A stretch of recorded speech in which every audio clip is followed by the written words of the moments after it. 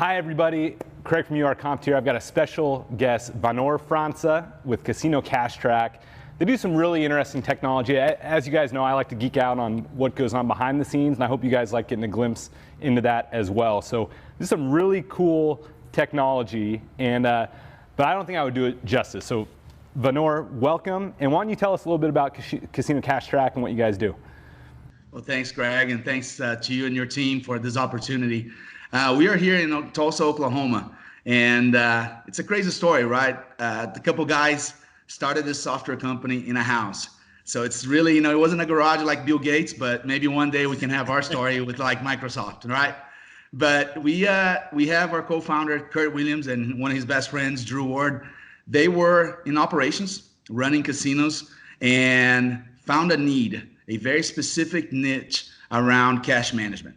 They have an accounting background, and they said there's no way for us to come and audit a casino and play the role of a CFO if we can't see our data, can't see our cash on a daily basis.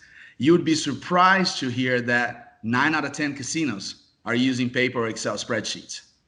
It's insane, right? I mean, when you think about the MGMs of the world, the Caesars of the world, the Venetians of the world, and then WinStar, Choctaw here in Oklahoma, they were at one time using paper and Excel spreadsheets.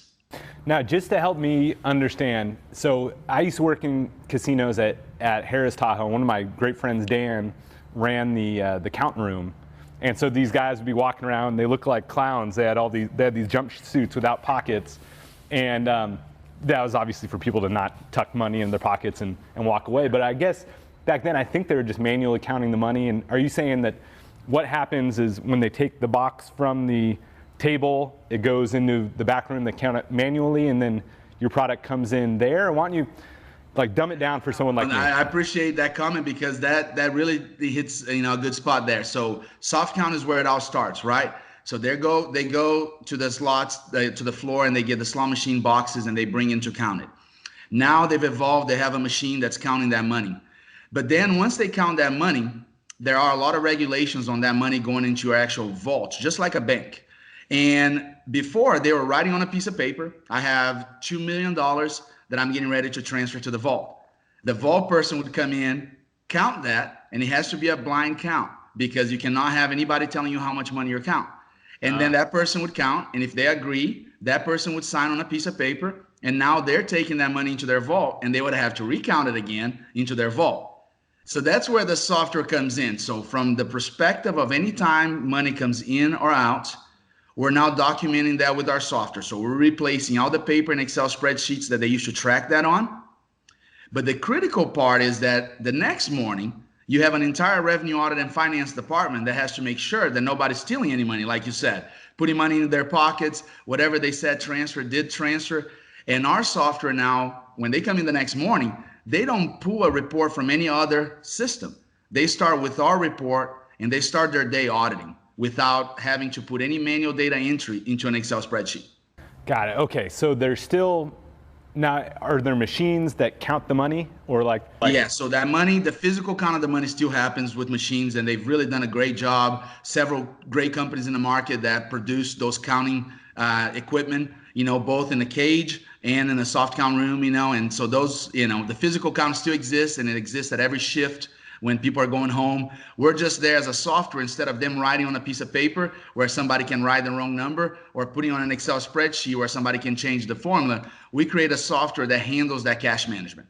Interesting. So they say, what's the phrase, like cash grows legs? And so obviously in a casino where there's a ton of cash floating around, you got to check every spot. So I know this may not be something that your software touches, but so let's say I buy in at a blackjack table for $500. For me, it's probably more like $10. But no, but let's say I buy in. The dealer will put the money there, and they have that thing that shoves it into the box. Now, right now, I guess the dealer would say buying in 500. The pit boss says $500 got bought in. There's nothing tracking the money that goes in the box, though, right? That's still just the pit boss enters it. That's correct. And so when the pit boss is typing it in, they have a system called CMS. Some of the vendors are Bally, Aristocrat, Konami, and IGT. And so they're tracking players and slots. And so the pit boss guy is typing it in, what is your current rating and things like that. But at the end of the shift, that dealer collects that little box and they come into an area for employees only where they have to drop that into the vault as well. And that's where our software comes in. We have a screen for the person that's working in the vault to say, hey, Craig, you're my dealer. You're bringing in the money you collected for the day. I'm going to drop it. And now I track that and I can verify against the table winnings to make sure that that dealer wasn't stealing any money. Interesting. Okay. And then on the slot machine, I guess there's a little less wiggle room, right? Because every dollar that goes in, that machine's tracking it. And when they pull the box out, it should match up.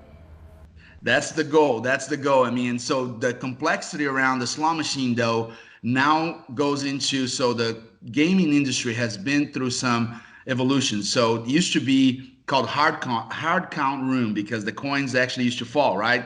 If you remember going to Vegas and actually having the little bucket with coins, right? Yep. In the late 90s, that went away, and it was something called TITO, ticket in, ticket out.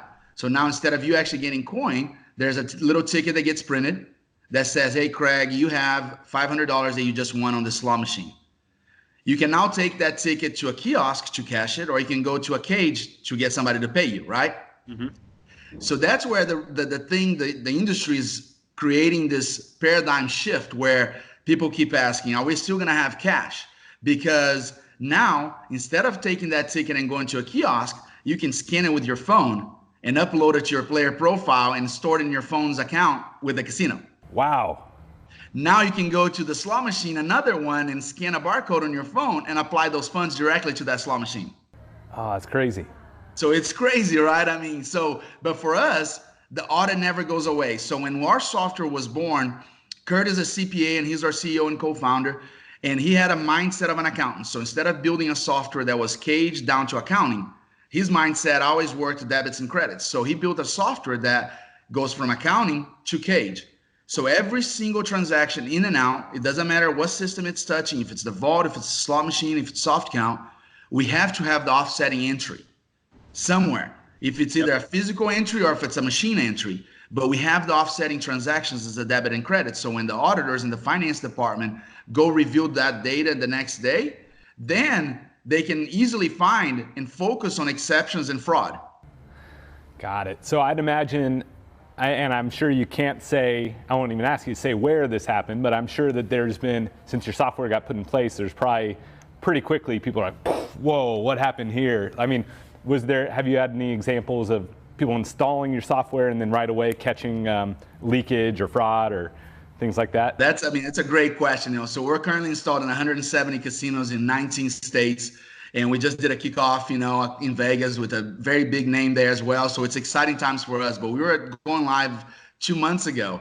And surveillance, we work very closely with surveillance, and so they said, hey, this looks really weird because we kept seeing this person that worked at the restaurant with some weird behavior. And we said, these transactions don't really add up. So we talked to surveillance. We had the access to the data on the system side. So we caught this person that had been doing this for 8 months. This person was going to any customer that paid cash. They would go into the POS system and void their ticket and keep the cash. But he was tracking that because you as a customer, you paid cash. Now I'm voiding your ticket. So you left, you ate it, you didn't complain. I kept your cash and nobody knew that. Wow. But because I track not only the cash that cashier is moving, I also track that person's sales. So how can that person say that they started with $100 and now they end with $400 at the end of their shift, but they didn't book $300 in sales?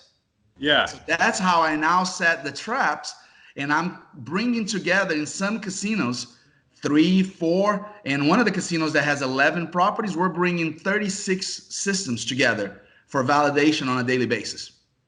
So you're not just tracking table and slot machine money, you're tracking, sounds like restaurant, you said kiosk earlier. That's exactly right. Because you think about the complexity of the casino floor. So the slots and the tables falls under the CMS system. The POS is controlling all the food and beverage. The hotel is controlling the hotels, spas, golf courses. So we call that non-gaming. So it's really interesting because the Native American world is impressive, right? I mean, Oklahoma has over 100 casinos. And one of the biggest casinos is on the border with Dallas, close to you. And, you go to the parking lot and you only see Texas tags, Yeah. But then you go to Vegas, and all the clients from Vegas that are buying our software are coming to Oklahoma to go visit Choctaw Durant or Chickasaw at WinStar because you see the impressive casinos we have in Oklahoma, right? Oh, they're massive. Yeah, they're huge. I mean, WinStar is 3 times MGM, for an example. With number of slot machines? Number of slot machines, great point. The non-gaming side, Vegas, nobody competes with them. So when you look at a Venetian, MGM, Caesars, the non-game is impressive. And restaurants, hotel, everything that they do. But slot machines, and MGM has around 2,500 slot machines. WinStar is approaching 9,000 slot machines. Oh man, it's crazy. So one thing that I know in our business, we deal with a lot of high-end players, and so money laundering, AML, know your customer, has been just in the last 3 to 4 years has just become more and more of a thing. Now, is that something that you guys need to worry about, or is that like once money's on the floor, you don't really care where it came from? Or, I mean, does that touch your software at all? Great question. And that's the relationship that we have with the vendors. That's really neat because the vendor that makes the kiosks, for an example, they also sell an AML product called Every Compliance. But because our data is there's an auditor every single day that has to look through those transactions. So think about a person that's now redeeming more than $2,000, more than $10,000, and the AML kicks in. And it applies to the banks the same way. And with that auditor has to look at all the transactions. Where did this person win in the slots? Did this person go put money in the tables? Did they go to a kiosk to redeem money? So our system is bringing all those transactions into one single report. So now I can bring in, Craig, you won a jackpot for $500. Yes. You then came in, exactly. I promise I won't tell your wife because you can give her any money.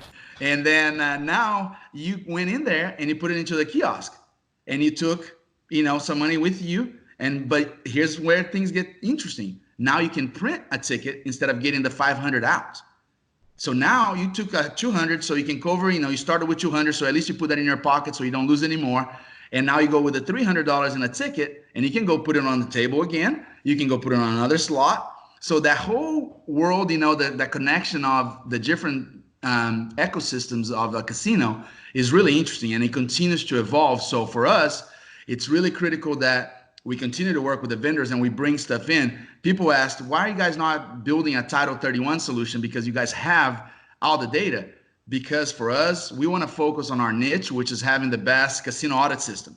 It's all about the auditor, So if we can continue to provide the best support and the best cage, vault, and revenue audit solution, we're going to stay focused on that and work with the vendors that have a Title 31 and AML system, and make sure we're not competing with them. That's awesome. And so we talked off camera. You have an accent that I'm very familiar with. My wife is from Brazil. I'm down there a lot. I love it.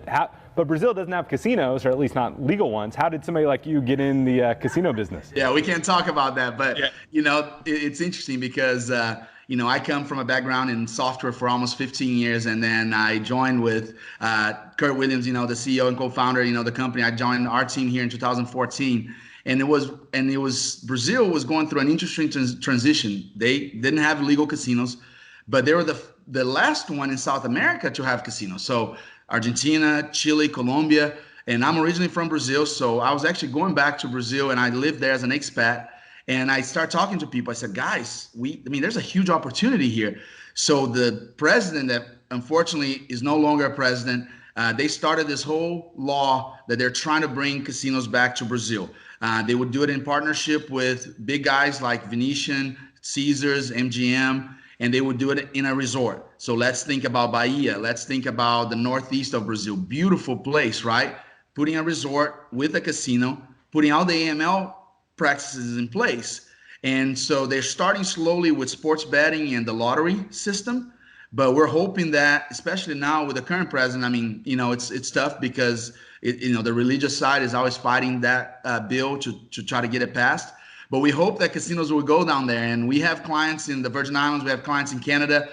Soon we'll have clients in Singapore and Macau. But then hopefully I can go back to my roots and take our system to South America. Hey, there you go. And then we'll all go there, right? Then you got to bring your stuff there too. The cruise lines that come out of Brazil, my parents are always talking, they always talk about MSC. And those, I've never been in one of their cruises, but they say it's amazing. Oh yeah, my family and I, my in-laws, my sogros, they all, we did a cruise in January, and we went to Salvador Bahia, Buzios. We went all over the north, where maybe someday we'll be together at one of your installations. To work, I mean, we're not that far. We're 4 hours away from you there, so maybe we'll meet in person in Dallas one day too. All right, so our company is obviously named UR Compt. We deal with comps. Now yours, do you guys only deal with just straight cash, or does comps come into play in your tracking and auditing? No, great question. So when you think about paper, right, and when it's not really a cash transaction, one of the biggest and one of the hardest audits to get to are comp audits. Our software starts on the cage side, the vault side, doing the normal revenue audits for gaming, non-gaming, all the different areas that it takes a lot of time. But then when you get to comp, think about a player. The player comes in, and players love this because, like you said earlier, you're going to get a comp to come in and eat at my restaurant, right? I come in there and you try to redeem my comp. But let's say there's a problem because the comps and the points are tracked in the CMS system. And if the CMS system is not talking to the POS and the comp system, then now that player, they're so smart, they're going to say, wait, I just ate for free and you didn't take my points away. So now I'm going to go to the gift shop and I'm going to go get something there too, because I can use my points there as well. And so players, they don't mess around. They don't mess around. If they know that that's happening, they'll take advantage. And so our system comes in and working with systems like yours, because we have, they're called promotional kiosks on the casino floor. They are little kiosks, just like an ATM, that you can actually create promotional offers, and players can go in there and redeem them. Those guys have to talk to the CMS system, talk to the POS. So if you guys are not doing it yet, one of the things that would be very helpful as you guys continue to expand your footprint into casinos is to figure out how you guys can get you some of that data. And if you guys have questions, we can try to help. We have a lot of developers that have spent a lot of time dealing through those databases. But if you don't have an ecosystem that's looking at multiple systems when a player is using their comps, that can come back to bite you later. Interesting. Well, last question, but it may be a multi-layered question, is I know from our perspective, when we deal with multiple jurisdictions, some of the licensing processes and hoops we have to jump through to start working with a casino in the Bahamas or Nevada or a reservation if it's tribal land, they're so painful. And I can only imagine what you guys have to do, being that you are software that touches money. I mean, what's it been like for you guys to expand into all these different jurisdictions? Is it just a mountain of paperwork and hoops to jump through, or what's that like? Yeah, I mean, I should bring her in here. She would be appreciated, because we have a full-time employee dedicated to filling out gaming applications. Yeah. Because I joke that she knows more about me than my wife does, because of, you got to disclose everything from a partner's perspective, from a company licensing. And then every single one of our employees is also licensed with a casino. And which is really cool because for us, it's about a culture, right? We want to provide the best support possible for our customers. But we're also really doing a lot of work to provide an experience for our employees. So we joke that because it's really important for you to be licensed with the casinos, right? And you cannot get a DUI because you might not be able to get licensed. So we pay for all of our employees' Ubers. We want to provide a culture for them, but if they go out, take advantage of that. It's an employee benefit, to create a culture that they love what they do with our company, but it helps with the licensing process because if you get your license rejected, it's a really tough process, Yeah. And then the things that are crazy about jurisdiction that you talk about is Nevada, for an example. They are very specific. They work with a lot of casinos. So working with Nevada it took almost 3 years. We started working with Penn National, and it was a huge thing for us when we got them as a client. But in Oklahoma, in Washington, in Michigan, in California, you have to deal at the state level and at the gaming commission level with that tribe. So you think about 170 casinos. This person that has a full-time job doing those applications, it's very time consuming, but it's something that you have to do. It's something that, you have those regulatory bodies at those casinos, and they're there to make sure they're protecting their assets, so we comply with that. Well, it's a nice barrier to entry too. I mean, if you guys are there, it's not like Microsoft tomorrow can come in, because they look at all the paperwork you guys have had to do. I mean, you obviously have amazing technology and a great product, but regulation, it's a pain to get in. But I know for us, it's kind of nice that we jump through the hoops to know that if anybody wants to come in, it's going to take a while for them to. Do you guys have to get licensed as well? We do as a junket operator. So, yeah, so junket operator essentially because we are paid commission based on the players that we send, and so yeah, we have to be licensed in the jurisdictions we work. I'll never forget. So when you're saying earlier about your old days of soft count, because our employees, when we go implement our software, we are literally living in the cage vault for 24/7. One of the biggest things that we do with our implementation is we're training them with every transaction. And so we're living there, right? So we got to go to the soft count room, and those, jumpsuits that you're talking about, sometimes some fit, sometimes they don't fit. So they might look really weird on you, but every single time you go in a soft count room, you got to wear those jumpsuits, right? And you get a bigger guy like me, it's tough for one of the employees that's a little bit smaller, it's a little bit easier. So I'm like, hey, go to soft count. I can't fit into that jumpsuit, What a great excuse not to have to wear it. Exactly. There you go. I don't want to be, because we don't touch the money. We're only teaching them how to use our software. So one of the things we do with the regulation is we just, we're there just to teach them 24/7. We are usually there for 10 to 14 days working with them. And then after we leave the casino, then it transfers to Tulsa, Oklahoma, where our support organization is. And we're providing support 24/7. But we're a small company. I mean, we've made the Inc. 500 several years in a row, but we have 37 employees here in Tulsa, and everybody is here in Tulsa, and we travel to the casinos. But it's one of those things that when they travel, they go there, they're there 10, 14 days, and then they come home, and then we're working here with our support organization to provide the best support possible for our clients. So the sale, like the value proposition to them is, it's cost, like labor cost savings, or is it leakage? I imagine. No, that's something that's really, really interesting. So the ROI almost goes entirely to employee savings. But you have to be careful when you deal with that, because dealing with Native American casinos, they're there to provide jobs. So usually we try to make sure that we carefully navigate through those waters and say, through attrition, if somebody retires or if somebody quits, you don't have to replace that job. But then I come to Vegas, and my ROI with one of the biggest corporations in Vegas was, in 6 months, most likely they're going to have 50% reduction in their revenue audit department, because we now think about WinStar. You're so close to WinStar, and the amount of jackpots that are paid on that floor daily. They had employees doing this work 4 hours a day for, multiple employees. Now I'm cutting that to 15 minutes a day for one employee. Wow. So because they're paying attention to exceptions and things that don't match. So instead of going through every single line item of what happened in my casino yesterday, now that revenue auditor is learning how to audit, and what they're doing is they're paying attention to that exception. So if what you did compared to the slot machine doesn't match, now I can pay attention to Craig and what happened with Craig. But if that's not the case, if everything matches, that revenue auditor can continue to move on, and they're now done with their duties, in 4 or 5 hours. Now they can do some other things. So we joke that sometimes it's tough because you have a lot of people that just put data in Excel. And accounting, they always just throw bodies at it. With our software, you're going to start teaching people how to audit, and you will get some of the, truly auditors that are paying attention to things that could be going wrong in your casino. So now you're being more proactive than being reactive. Got it. So it sounds like a no-brainer. That makes sense, though. I totally know. I've seen it firsthand where the tribes, they care a lot about full employment, and that's not something they want to do. And I imagine probably even in corporations, there's some people that are looking. They're like, oh shoot, my team is going to shrink from 20 to 4 if this goes in. Maybe they're an antagonist in the deal. That's right. So yeah, exactly. Got to really be careful and make sure that you have your executive sponsor on your side, right? Because you want to make sure that everybody's on board. Even when you go live, when they start seeing what the software does, the immediate question is, what am I going to do?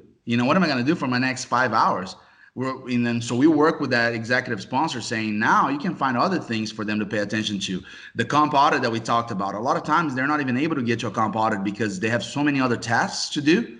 So now they have that ability to get to a comp audit, to a ticket liability.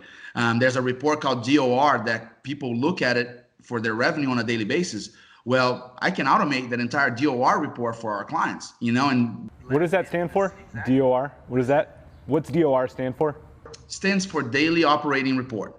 Okay. And so most managements will look at one like that, and it's usually in Excel, and they look at their revenue on slots, tables, all the venues, and then they're comparing that against their budgets and expenses.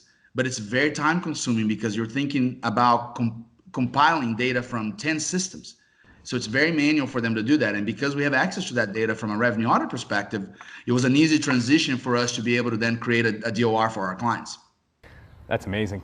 But you guys, when you think about your world of, your company, I wish I could be on that side of the budget when somebody's trying to buy it, right? Because marketing usually has the biggest budget. They can put a sign, and you saw what Choctaw did with that building in Dallas, right? When they projected in there. Very strategic and a great thing that they did. But for us, usually our software is being evaluated by the CFO, which controls the budget, but it's also one of the tightest budget in the casino, right? Absolutely. So it's hard. It's hard to fight with marketing sometimes. Marketing has, an open budget sometimes. Yeah, they sure do. And I know that DOR report, because I remember when I worked at Harrah's in Lake Tahoe, I was amazed that it was every day we would get that from the previous day. And like you said, it was $1 million drop in the tables, 1.4 in slots, and it would be against budget. And it was really impressive how quickly they could turn it around. And I imagine that was 2008, so it was before your software. So somebody was cranking out that spreadsheet every day. That's exactly right. Somebody was that, really early, start putting data together. They have to look at their deposit, so a lot of times the deposit process is manual too. So they have to look at that $1 million versus the $1.4 million, see if they should deposit 400 or not, or if they should keep something in a safe. So all that process, and think about how much goes into that decision-making process. So our goal is to allow the casinos to focus on making decisions for the casinos and not worry about putting data into Excel. Let us worry about replacing Excel and paper, and let us worry about connecting to the systems and bringing that data so you can make better decisions. It's genius. Well, Vanor, thank you so much for your time. I really appreciate it. This was fascinating. And if anybody wants to get a hold of you, how can they do it? Yeah, I appreciate the time here with you guys. So Vanor França, CasinoCashTrac.com. But my email is wfranca, Franca, at CasinoCashTrac.com. The track is TRAC. And my cell is also 405-820-3967. Look forward to answering any questions if anyone has any questions, and really appreciate the time today. Awesome.